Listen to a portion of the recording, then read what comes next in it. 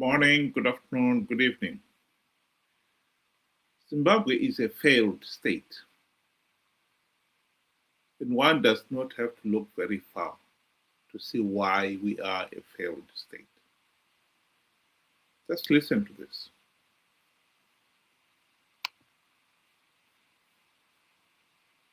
Tese zvachabangu izvezvi haisi nyaya yekuti tingangosekerera otoramwa kuti aiwa ndakusiya regai vaite zvavari kuita.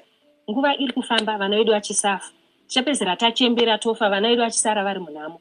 Mirai semurume mugadzirise mhuri yenyu iri kutambura, isusu ndo vachamisa ndimi mava hope yedu yekupedzisira.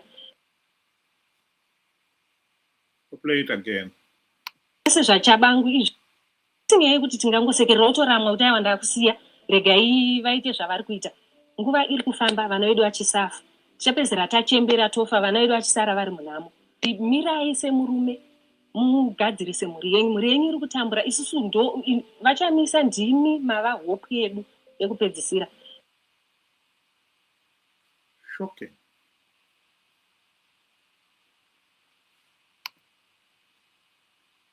We have gone through this for so many.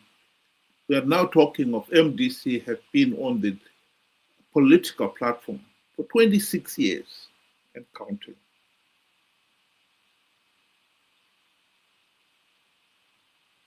Man is supposed to be a creature of reason.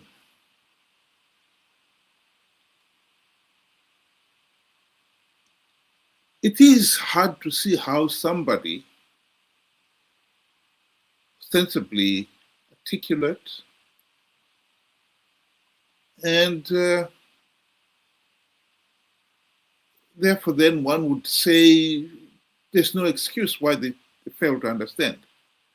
Has failed to understand that MDC leaders were elected to implement the democratic changes to end this Zanu PF dictatorship. This has been explained so many times. They've been saying slogans, Chinja, Chinja. The party's name is MDC, Movement for Democratic Change. Why is it not okay to you? What democratic change are we talking about?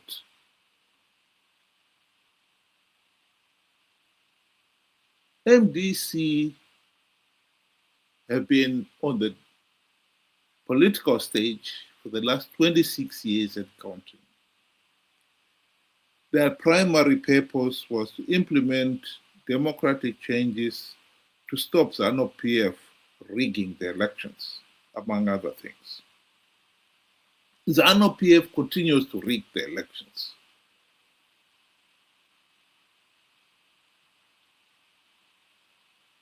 Surely, we must have heard people saying or asking, why is it that MDC failed to stop these guys rigging elections?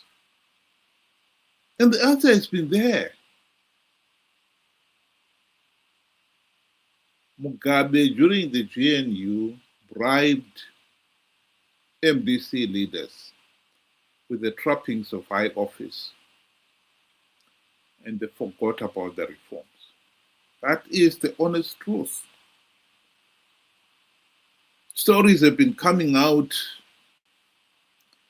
in the last few weeks of how MDC leaders got farms and other benefits, bribes, so that they don't implement reforms.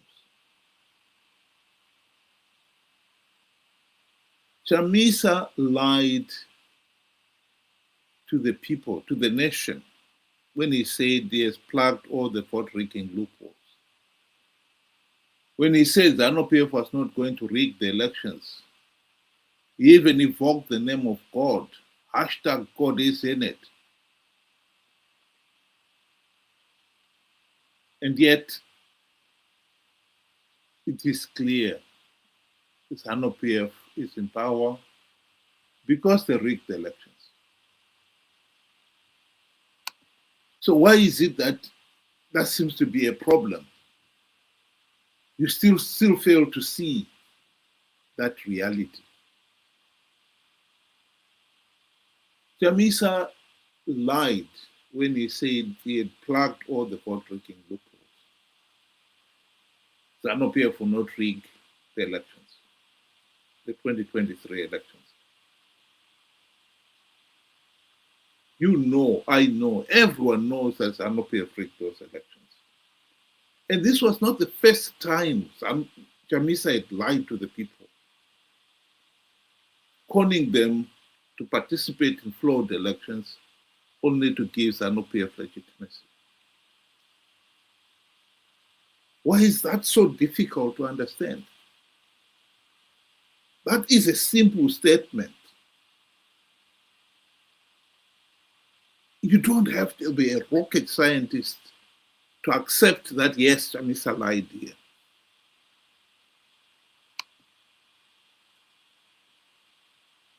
And you don't have to be a rocket scientist to accept that the consequences of those lies was to give Zanu PF political legitimacy. So why would you still, at the end of the day, turn around to the same person who sold out on reforms, who has been lying to you to con you to participate in flawed elections, to perpetuate the dictatorship, and you still turn around and say, "Yeah, our only hope"? In a recent interview, David Coltart complained of Zimbabweans idolizing leaders. He was right. Here is an individual, a typical example of an individual who would not accept that Chamisa sold out, who would not accept that Chamisa lied to them to con them to participate in flawed elections, because of their personality cult mentality. They accept Chamisa as a demigod who can do no wrong. So even if you produce the evidence that he is corrupt, he is incompetent, he is a liar, he is a conman, it's all filtered out. He still emerges as our only hope. Well, the truth of the matter is, a nation that refuses to think is doomed. One of the things that the ancient Greeks, who gave mankind democracy, said very clearly is that the electorate should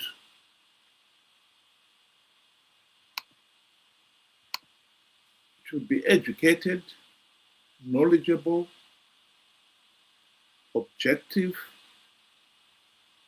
and diligent. I think when you look at somebody who idolizes an incompetent, corrupt, a liar, and a conman, you can honestly say the individual has none of those qualities.